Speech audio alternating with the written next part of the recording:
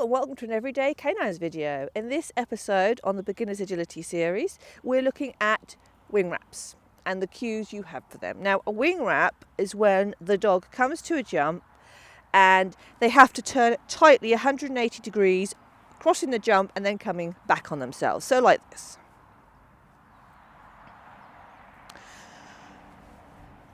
So your wing wrap is going to be your tightest turning cue. It can even mean your dog is going to do almost 360. Well, that is near enough 360. Say you wanted to send the dog around here, pick him up and send him over there. Now, with wing wraps, you've got two choices. You can either have a cue that means turn tightly around the wing based on my body position. So that means you have a single cue for either or wing. Or the method that I favour and which a lot of handlers are going to is you have a directional wing wrap cue. So let me explain that a bit more. If you have, say, a single cue that means turn tightly around the wing where I tell you to, say check, check, that means that wherever I am, I'm using my body to tell you where to take. So if I come to this jump and I'm stood here and I say check, check, you take that wing. If I'm over here, say check, check, you take that wing. The problem comes, firstly, if you're really far away and you can't cue that, or if you're here and you need your dog to turn away from you. And when you start having to turn them away from you, what sometimes people do is then they start to adopt their left or right turn cue, depending on which angle it is, their directional cue. So in this situation, what people would do, they would say left, left, left, left, left, to get the dog to turn tightly back on themselves to the left, because they're in the wrong place to give their check cue. The issue with that is that you're devaluing your left. Okay, you can say the more I repeat the cue, the tighter I want my dog to turn, yes, but you're relying on that understanding between you and the dog, and also on a course that can get, you might not be able to say that many lefts. It might be that you go left and you actually wanted them to turn tightly, and then the dog is confused. When you say left, do I turn tightly or do I go out and take the next jump over there? So it becomes an area of confusion for them, and potentially that's where mistakes creep in.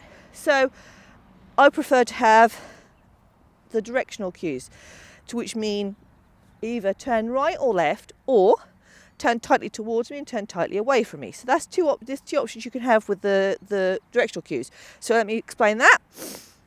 If I want to have a cue that means turn tightly towards me, that could be my check, check, right? So anytime I'm stood here and I say check, check, I want my dog to turn tightly towards me.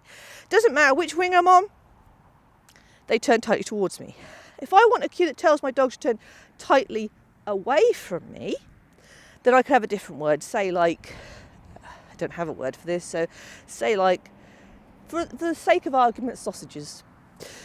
When I stand here and I say sausages, that tells my dog that they turn tightly away from me over that wing.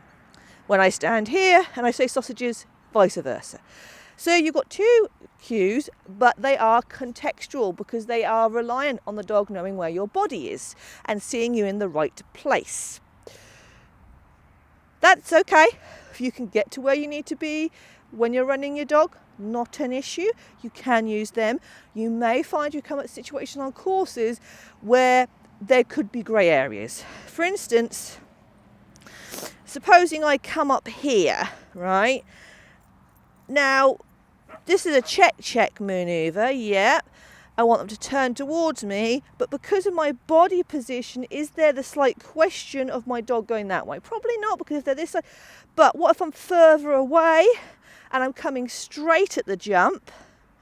Is there now a question? So it just opens up the possibilities of more elements of potentially to fail, because if the dog's not quite sure where you are, your body position, which is usually the one, is not quite right, particularly feet. Feet tend to tell the dog where you're going, and shoulders. Then what can happen is the dog picks the wrong wing. So that's why I like to have cues that tell the dog to turn tightly right or tightly left, and those cues are not dependent on what my body is doing.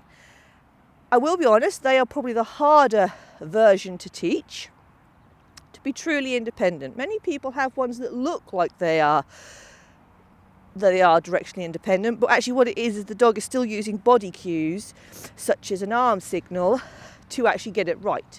To have them completely independent, it is harder. But if you're prepared to put the work in, those are the best cues to have.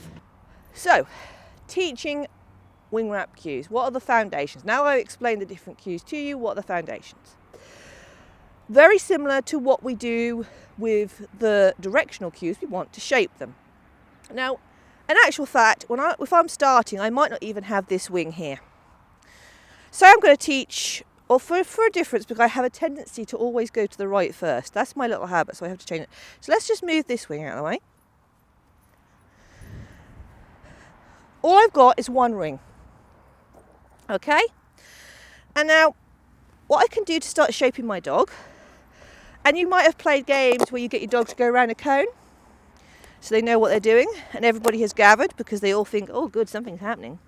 But what we can do is we can shape it. So when I'm starting this, I'll have I apologise Swift, I said your name, I was thinking you, but I didn't mean you, I meant Magpie. I'd be right here, and now Magpie knows what she's doing because she's done this before. But supposing she didn't, I'd have her here, did you get that? I'd have her here. And what I would do is I just mess around, just be there, and if she went just as far as there, if she just went a little bit that to wild direction, I'd reward that. Good girl. What I want to do is shape her to turn tightly around this wing without me actually having to put any pressure on her. Good girl. Bodily. So I'm teaching her now. You notice I'm making her go all the same way. I don't want her to start going back. You can do games where they go back and forth. This is not one of those games. I want her to always go on this side because this is the move I'm teaching. Okay. There you are. She was thinking about that time. What does she want me to do? So that's all I'm doing to start with. And this will take patience because it depends on if your dog understands shaping. If the dog doesn't understand shaping, this may take a little while for them to, though they're used to you telling them where to go, good girl, they will need some patience, and you may have to work on this. What you can do is have a very tiny cone, so there's not a lot they have to turn around. Start with that, work there. But once I've got her doing that, and obviously she's experienced, she knows what a wing wrap is. Once I've got her doing that nicely, I don't want that, I want it always this way. Okay, Magpie. Good girl. Now, I can see she's turning tightly. Now I can add in a cue. For me, this is, this is loop loop, because it's left. So when she's going around, loop loop loop. Good girl. You were doing very well, Swift, and you're being very patient. So I'm adding in, thank you Magpie, I want it to be kissed. I'm adding in that cue. Okay? Yeah. Loop, loop, loop. Good. And you see I'm doing a 180-degree turn on this one because that's your commonest wing wrap. You would not use a wing wrap cue for anything less than 180 because you devalue it. So now let's see if I get her to go a bit tighter, Mags. By asking a loop, loop, loop. And because by my placement of the reward, I had her go tightly. So we're just playing with this. We're going to change the angle I'm at. Swift sits in you. See, just as we did with the recross. Loop, loop, loop. Good girl. We're doing just the same as we did with the directionals. We're just building up the understanding of what that word means. Really simple game. But if you've got a young puppy, though you can teach directionals quite early, I would not do wing wraps because we're doing a lot of tight turning. And that on growing shoulders can be a problem. So I don't like to do a lot of tight wing wraps until they are over a year. Loop, loop, loop. Good girl. Now, I've been giving her the cue as she go around. What happens if I give her the cue first? Obviously you'd build on this. You'd probably have done that a lot before this, but before we get to this stage. But I have obviously got a bit. Come here. Loop, loop, loop. Good girl. So there, she went on the cue, and that's what I want to see. That is my goal at this stage. Want to see if I'm using that word. Ready? Loop, loop, loop. Good girl. And Swift went as well. Good girl. You can have a bit for that as well, Swift. Okay, so we're now got to the stage where we're connecting the word and the behaviour. Now, I'm not at this stage assuming that my dog has got this nailed. No way would I assume it's got this nailed. This is going to take a lot more proofing. But now I'm going to bring in this wing, and now we're going to see, now I've brought in the second wing, does this confuse things? So let's see, shall we? Ready? Come here, ready? Loop, loop, loop. Ah, now. Everybody's going on the loop. So that's what you're doing, you're building up these basics. Now, once you've done the left, you do the right, and you have a different cue. That is my check, check cue. You do those in separate sessions.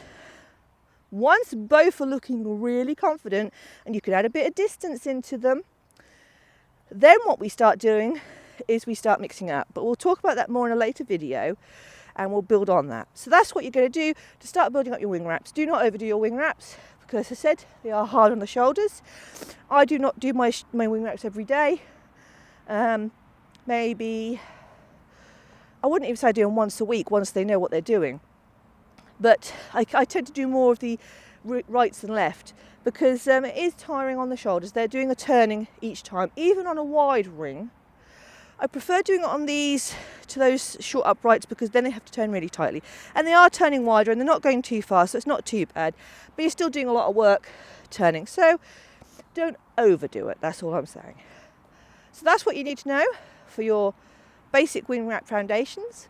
In the next episodes, we'll look at how we add some handling into these. So I hope you've enjoyed this Everyday Canines video. And if you have, you might subscribe to the YouTube channel.